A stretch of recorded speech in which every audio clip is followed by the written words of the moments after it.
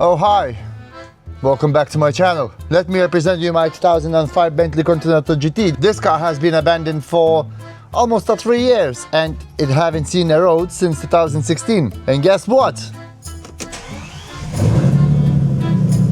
Now it starts. But is it ready for a test drive? No, it's actually not, because we don't have brakes, we don't have any oil in our transmission. We also have a vacuum leak underneath the steering rack, which is very annoying because I might need to remove the engine, and that would be very easy to fix if it wouldn't be a Bentley. But as the Bentley decided to put everything underneath, and you basically need to remove the engine every single time when you're repairing something, this might be a bit tricky. Right, what I can say. Let's start working. And the worst part is we not only have a vacuum leak, but we also got a coolant leak, then we got oil leak. For coolant leak, we know exactly where it's leaking from. It's from the O-rings in front of the radiator. And the oil leak, it actually leaks from those hoses in here. Somebody done a botched job installing this aftermarket radiators in the front. So I need to sort it out, that vacuum leak. Also, the other thing is MAF sensor. I have a plug and I was planning to install it today, but I won't, because this plug is actually a bit different. So I ordered a new plug now, and that plug should arrive in a couple of days. But at least we got the car running now, and now I need to source the vacuum leak and check it where it's exactly leaking from, because I'm hoping that I can actually spot that leak from somewhere up close and I don't need to lower the engine and actually fix it. And I'm gonna show you how I'm gonna do it, because every single person said, oh, you need a smoke testing tool, but I got a much better solution, and that was actually a Pavel's idea, and I cannot believe how well it actually works. Check this out.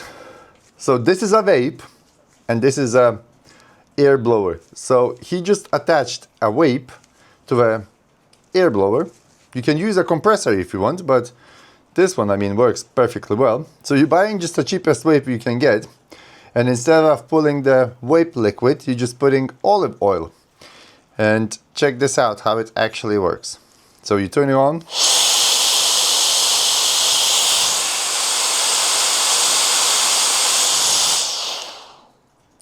Smells like fries. So I'm gonna try and test this. I don't know how we should call it, smoke gun. So I'm gonna test the smoke gun, how it actually works on a car, and if it actually works, imagine that this is a handheld and you can charge it, and you can actually make one for yourself for 20 pounds or even less. Even if you smoke a vape, you can use your vape. Right, so what I need to do, I need to remove the left side wheel, as that's where the mains of the vacuum pump actually is, and I need to remove that main hose and attach that hose to the end of the vape, turn it on and check it where it actually starts leaking from. Let's get it onto it. But before lifting the car up, I need to tell the car that I'm actually gonna lift it up. You need to press those two buttons and hold to tell the car that you're actually gonna jack it up. So press and hold, and it should say still nothing, still nothing, still nothing. Should I close the doors maybe? Okay, press and hold two buttons at the same time, and it should say on the dash, which is not very functional very well. Turned off the ignition, press and hold, press and hold. I was pressing and holding for a very long time, it didn't work. So anyway, if your car works like normal cars do, just press and hold those two buttons, and on the dash is gonna start saying maintenance something is turned on. And my one, obviously this doesn't work, so probably got a few faults on ECU, so I might need to delete it so I can actually lift the car like this, and I'm gonna delete them and program it and tell the heights and everything else after I've finished with this car. So this is probably gonna be the last job I'm gonna be doing, is that damping situation. Anyway, I need to remove the wheel. You have access to that vacuum pump's main hose, and check where the leak comes from.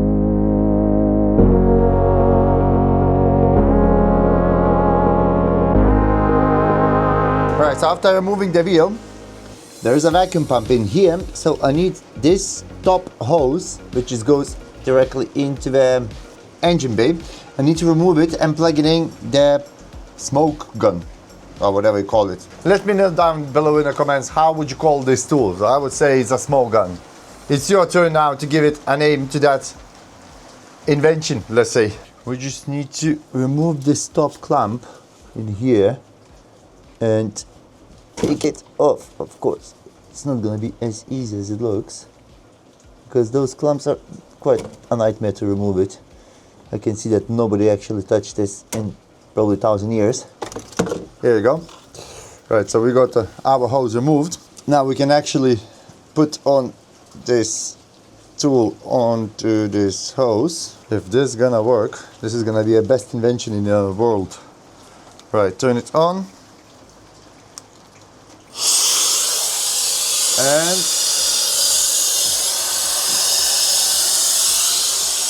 oh no! I can see straight away that the smoke is coming out from here. Somewhere in here. Turns out, in order to vape to work, it needs to be charged. So this is the only annoying bit of it, because you need to charge it. Well, basically you need to charge two devices, but you got a portable one. In the meantime, we can sort out the cooling issues and actually install the new O-ring and replace this little pipe in here, which I bought from Bentley. Again, it was like £5 or something for this, and nobody would sell separately on eBay. They would sell all the hose, and to replace all the hoses, it's a bit of a nightmare. So we can replace this. Either way, I have no idea how to replace it. It's probably just gonna be twisted, turn it, and that's it. And also we've got some O-rings on other side that I need to replace as well. Then we can check the cooling pressure, if we got any pressure on the cooling. If we do, then we can top it up, and it's gonna be kinda ready to refill with a coolant. That pipe is in a very comfortable position in here. By saying comfortable, it's very hard to access it, to be honest, because this aftermarket hoses are totally on the way.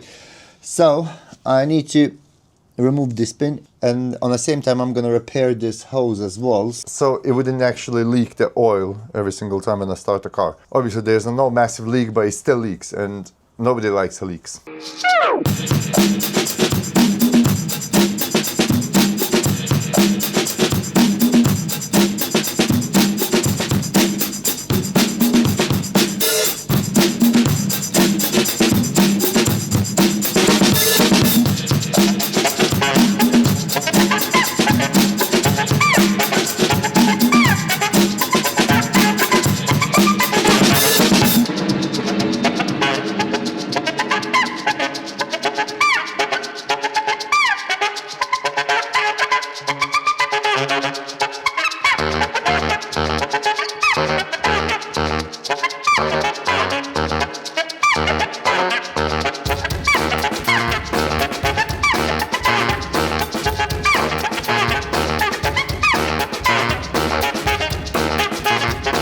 Coolant leak on this side is fixed. Well, at least I think that it's fixed, because this is where the leak was coming from, and I can tell you exactly why. Because it was actually only the O-ring, so I just needed to change the O-ring, but it doesn't matter. And now I got a problem with the oil, because the thread on this one is like a separator or something, I don't know, it's just like a T-pins.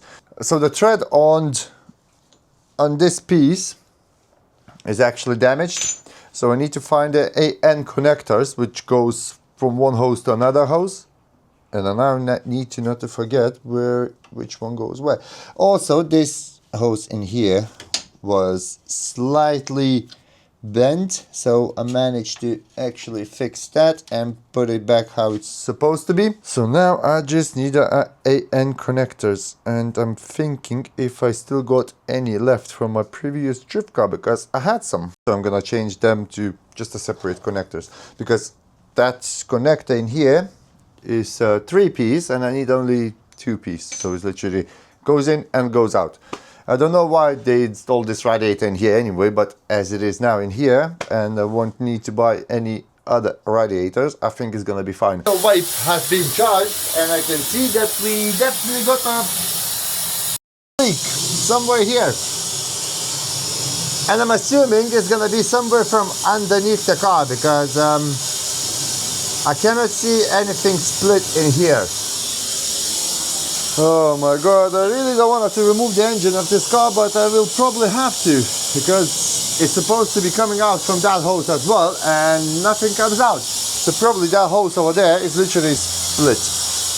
So I have just received the AN connections for the oil cooler so we can sort out the oil leak, and then afterwards I also received the correct plug for the MAF sensor on that side. It doesn't look like it's gonna fit.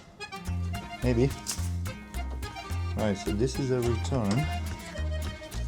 This is a return, so return has to go onto this. Similar to that. So, should look like this. And then the feed gotta go like this. Right, so the AN connectors actually didn't work because one side is actually fits perfectly and another side, well, let's say it doesn't. So I'm gonna be using the exactly same what I had. I just cut it in half, and also what done, I just blanked it one side. That's where the thread is actually damaged. I know you're gonna say, oh, you should retread it and put it clamp or something on it. Well, I don't have that kind of taps now on my hand, so I think this is gonna suit well. I just thread it, nice new thread inside with a tap, put it the bolt all the way up to the back where it ends on the edge, and just cut it off blankly. And I'm probably gonna just leave it like this because I don't think so that something's gonna leak over this. And those two threads are actually, well, those two threads are actually good, and yeah, happy days. If it's not gonna leak, that's a win. So we can put those ones back in a position where they were, and then we're still gonna have more space and nothing is gonna be actually mangled in here. I'm just hoping that I haven't damaged the threads of the hose in here. Right, the oil is now sorted. Now we can actually install a new plug for the MAF sensor on the left side. So that's the only thing that is left to do on the engine bay without a massive air leak somewhere. And then I can actually check the brakes, what's going on with the brakes in the back, because I really need to sort it out the brakes.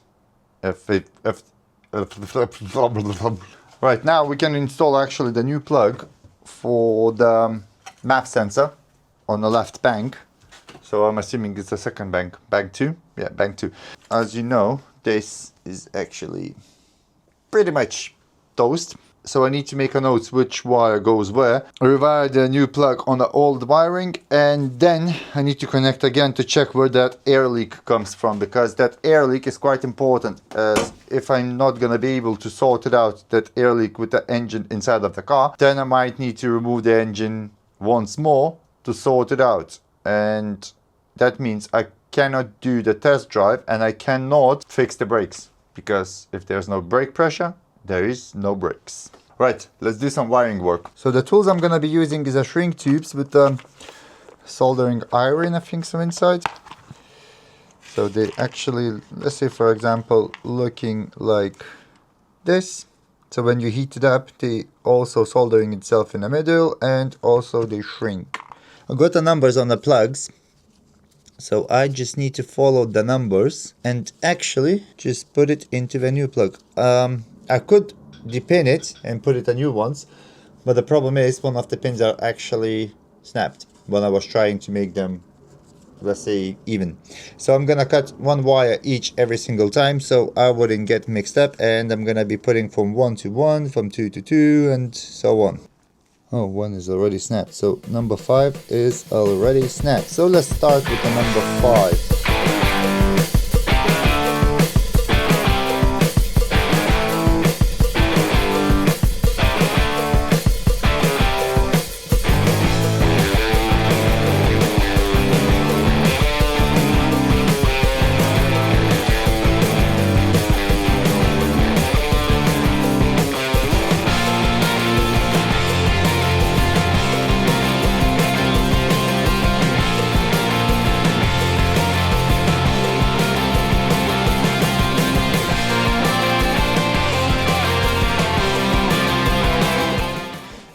And that's one repaired plug. Looks like almost original. If I wouldn't tell anyone that I have actually fixed this plug, nobody even know, except the people who are actually watching my channel. So thank you so much for watching this, and I hope you're not gonna forget to subscribe. So thank you for those people who are actually watching my channel. Thank you for the people who are subscribing. That actually means a lot to me, and I really enjoying making those videos for you guys and releasing them on time. So make sure you're gonna subscribe. Make sure you're gonna subscribe to this channel, as this is gonna help me to push this channel even more further. And who knows, maybe one day we're gonna move out to the unit and maybe we're gonna do like a meet and greet or something. I don't know. We'll see. So the plug is now actually repaired. What we need to do is we need to continue looking for that vacuum leak in our system, because without that vacuum leak, if I'm not gonna sort it out, I won't have a brakes and I won't be able to do a test drive. Even though I can drive the car for test purposes, but the problem is if I won't be able to fix that air leak and I will need to remove the engine again, I will need to drain all the gearbox oil once more, which is really not ideal, especially when you're on a tight budget like me. I got a brand new oil and I don't want to split it anymore on the ground. Start looking for that random leak. Also, I know it's a bit dark now, but I want to show something very cool. Look at this. My friend has actually made it for my birthday, and he made it himself. How cool that looks.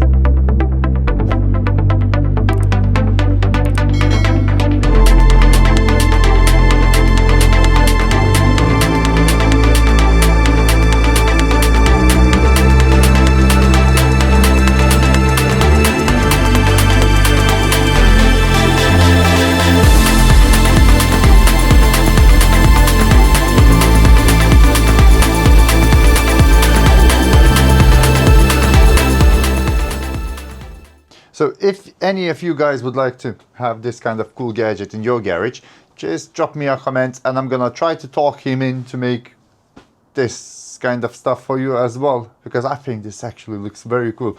And it's all 3D printed with LEDs behind and it's fully working.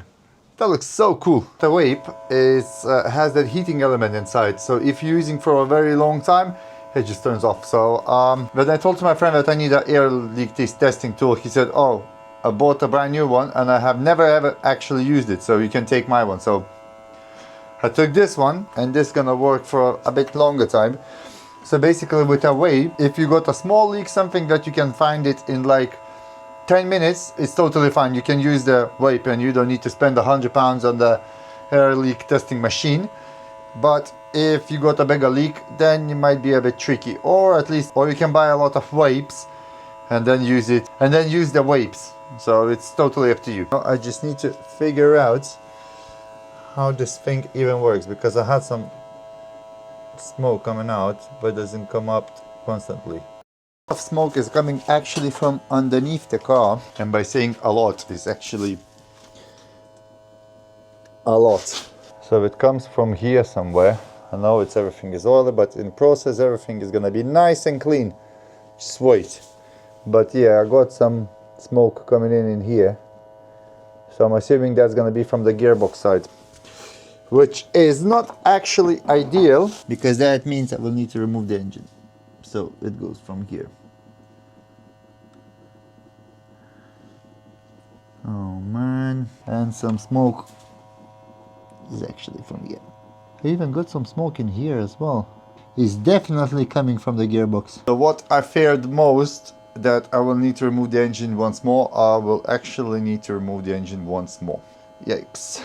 That's not a great news, to be honest, because the vacuums is actually quite important on the Bentley. And I will need to do it again. Right, so the news are not actually great, because yes, all the air leak is coming from the gearbox side and on the top of the gearbox and also underneath the steering rack. So apparently I will need to take out the engine. I wanted that or not. So apparently there's not going to be any test drive, because obviously we cannot drive the car without the brakes, and we cannot drive the car with a bad vacuum leak. I've done it once, I'm gonna do it twice, but this time I'm hopefully gonna do a bit smarter, and I will manage to take this engine out a bit easier than I took it out previously, because previously I had no clue what I'm actually doing. So now I'm gonna start preparing and removing all the components around the engine. So the next time when I'm gonna be next to the car, it's gonna be much easier to remove it. But first I want to test it if the MAF sensor is actually now works and if I do not have any faults on the MAF sensor itself. Right, let's grab the key and try to start it and see how the car is actually gonna react when it's gonna know that both of the MAF sensors are plugged in.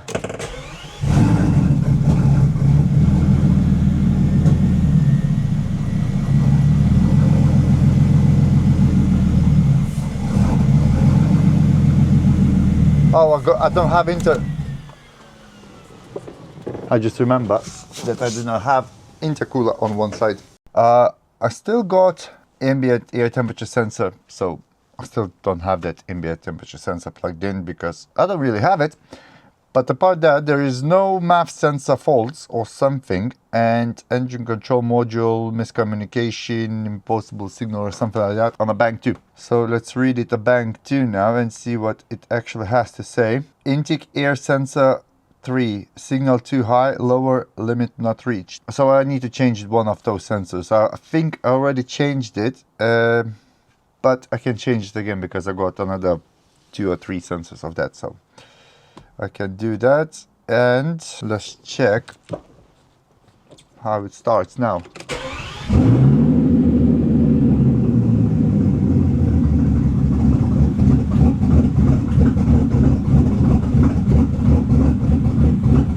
Well, at least I do not have engine management lights, so that's a good thing. But that's the only thing that it doesn't lights up. All the rest, it's just lights up. Yeah, car is not really happy about the vacuum leaks.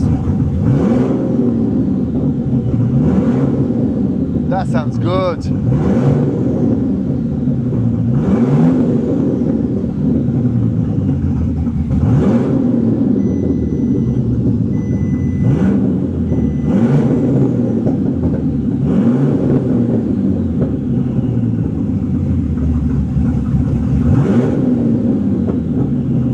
Love it. Still got a lot to do. If the vacuums would be sorted, that car would run smooth. But now as everywhere the vacuum leaks underneath onto the gearbox, the car doesn't sound very healthy. But in the meantime, it just accepts the accelerator as it's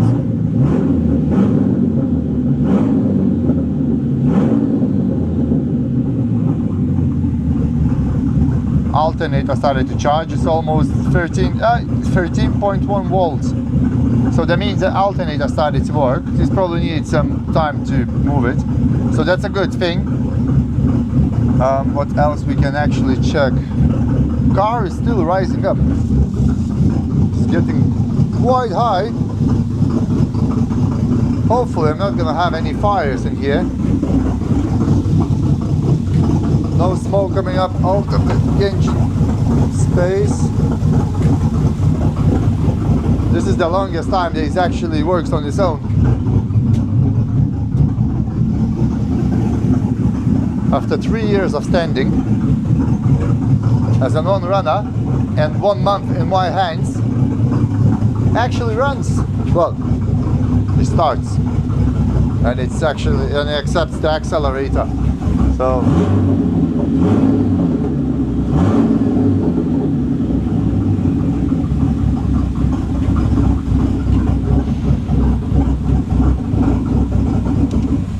now I only need to remove the engine, sort out the vacuum leaks, fix the brakes, fill up the gearbox oil, test drive it, assemble everything and go to Italy. It sounds much easier than it actually is because that engine removal thing is a scary thing. I really don't want to do it, but I need to do it. Let's, I don't know, fix the brakes maybe? I'm avoiding that job so badly that I'm actually planning to fix the brakes before actually fixing the car itself. Oh my god. Okay. Right, I've been doing a live video because I was removing lowering the engine down. So everything was done, everything done over the live. And what I wanted to show you guys this is where the fire happened, and you can actually see that this hose is totally toast. So I got now my smoke machine tester tool plugged in, and I can see that the smoke is coming literally from that hose, which is burned off. So I need to somehow now fix that hose, and also other things that happened. If you can see, one of the hoses are literally just off and another one is broke off from the sensor. So lucky me that I have another engine, and I can actually take out that sensor solenoid and put it onto this engine, and after fixing all of those leaks, it should be everything sorted. Before I'm gonna putting the engine back in a place, I need to make sure that everything is actually intact and in a place. So if you have some time, you can actually watch the live video that I made, and you will see all the more detailed process. So I have managed to repair the vacuum system on a car by just dropping the engine down. I still need to repair it on the gearbox side, but that's gonna be on the next video because I'm running out of time. I still need to edit this video, and today is a Friday, and tomorrow 5 p.m. the video has to be released, so I still need to do a lot of things. So that's gonna be it for this video. Thank you so much for watching this video. If you're curious how everything went with engine lowering, just check the live videos that I posted, and yeah, don't forget to subscribe. This is very important bit. I want to reach 10,000 subscribers by the end of this year, so make sure you're gonna subscribe it, as this gonna help algorithm to push my videos more further, and then afterwards maybe we're gonna get a bigger and better projects in the future. Thank you so much. Take care.